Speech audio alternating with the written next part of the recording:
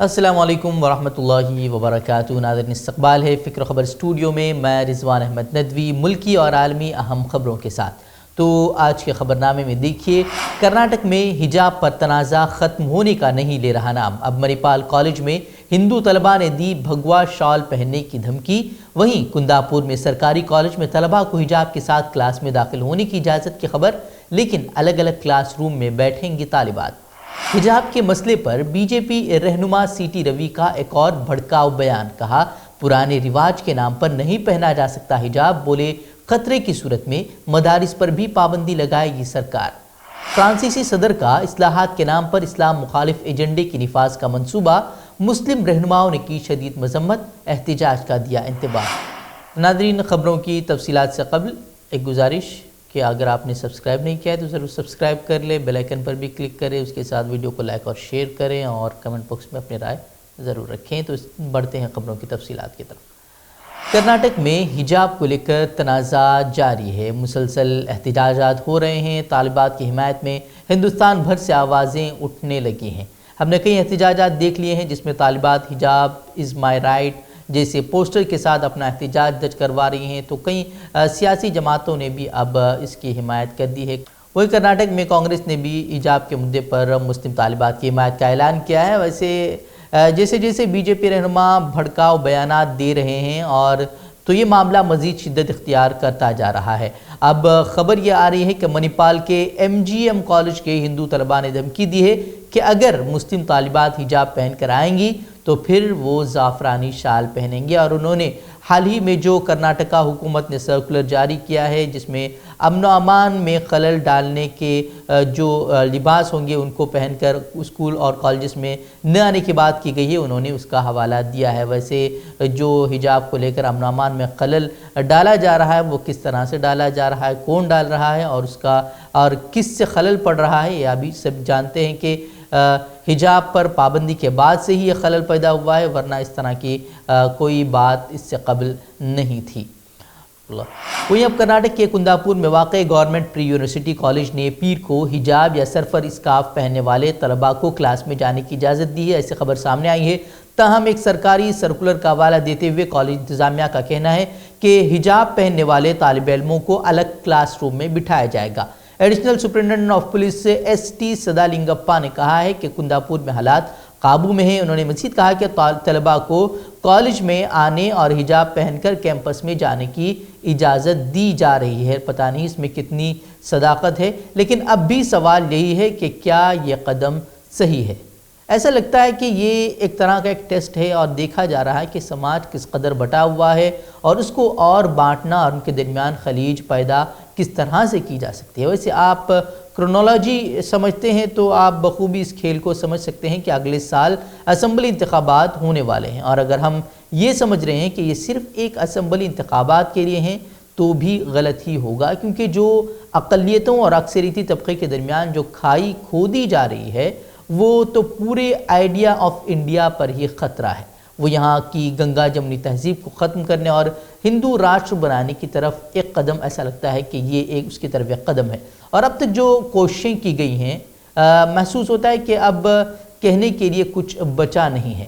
آپ تھوڑا سا پیچھے بھی جا سکتے ہیں، جب عیسائیوں کے خلاف حال ہی میں جو ایک مہم چھیڑی گئی تھی اور پھر اس کے بعد اب مسلمانوں کو نشانہ بنایا جا رہا ہے۔ ویسے تعلیمی ادارے طلباء کا مستقبل بناتی ہیں، لیکن جب تعلیمی ادارے ناکام ثابت ہو رہی ہیں، بلکہ یہ کہا جائے کہ تعلیمی ادارے خود ہندوستانی تاریخ اور اس کی گنگا جمنی تہذیب کو آگے بڑھانے اور ہندوستان کا آئین بنانے والوں کے مقاصد اور ان کے نظریے کو طلباء کو نہیں سمجھا پا رہے ہیں، اور انہیں خود یہ سکھا رہی ہیں کہ حجاب اور زعفرانی شال کا مسئلہ یکساں ہے اور مسلم طالبات کے بنیادی حقوق کو وہ سمجھنے سے انکار کر رہی ہیں، تو پھر سمجھ لیجئے کہ اب ہندوستان بدل چکا ہے۔ لیکن ہمت ہارنی نہیں ہے، خدا پر بھروسہ کرنا ہے۔ ویسے بھی ہندوستان میں انصاف کے لیے عدالتیں موجود ہیں، اور اب بھی یہ معاملہ ہائی کورٹ تک پہنچ چکا ہے، اور 8 فروری یعنی کہ کل اس معاملے پر سماعت ہوگی، اور امید یہی ہے کہ ہائی کورٹ کا فیصلہ اقلیتوں کے اعتماد کو عدلیہ پر قائم رکھے گا۔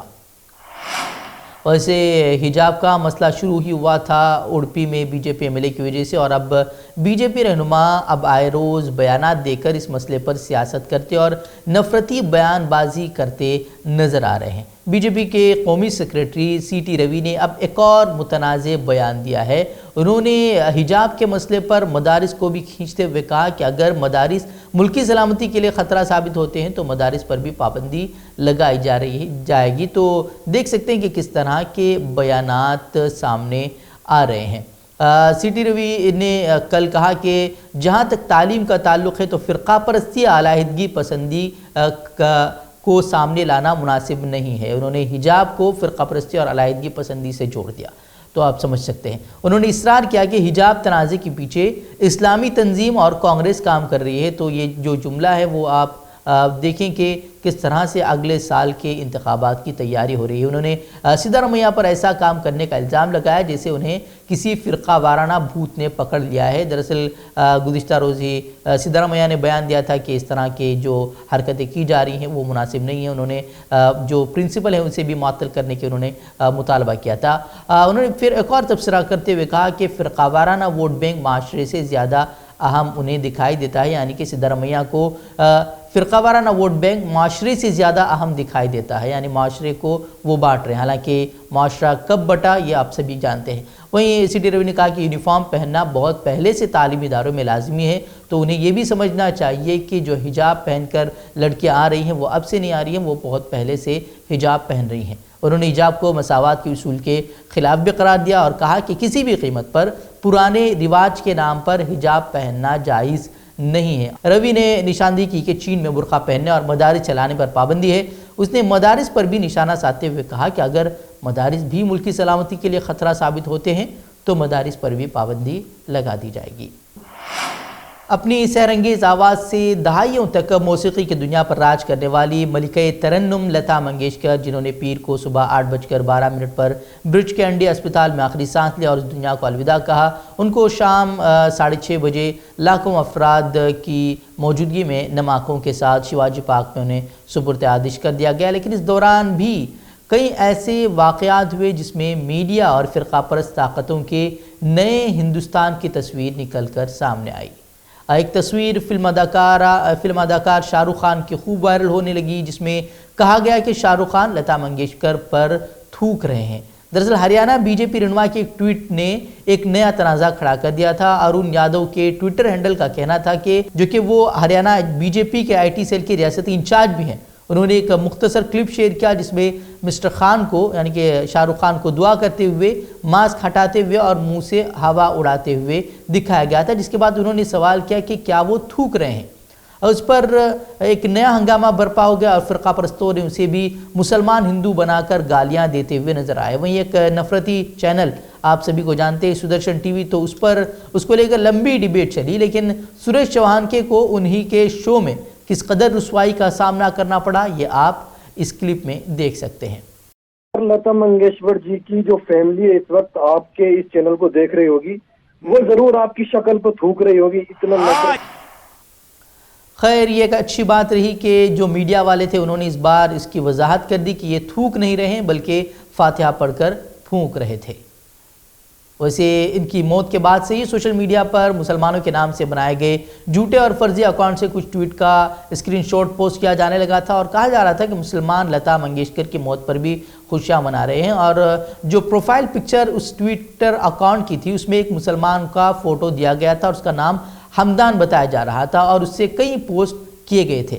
لتا منگیشکر کے گیت کو لے کر بھی اس میں کئی سارے پوسٹ کیے گئے تھے، لیکن اس کی حقیقت سامنے آئی کہ یہ جو اکاؤنٹ ہے وہ فرضی اکاؤنٹ ہے، اور دراصل جو شخص اس پروفائل میں نظر آ رہا ہے اس کی تصویر نیوز پورٹل پر ملی جس پر لکھا گیا تھا کہ اس شخص پر سے تبدیل مذہب کا الزام اب ہٹا دیا گیا ہے۔ تو آپ دیکھ سکتے ہیں کس طرح سے مسلم نوجوانوں کی تصویر کو لے کر، ان کے ناموں کو لے کر کس طرح سے فیک اکاؤنٹ بنائے جا رہے ہیں اور اس سے نفرتیں پھیلائی جا رہی ہیں، اور دونوں ہی طبقے کو ایک طرح سے گمراہ کرنے کی کوشش کی جا رہی ہے۔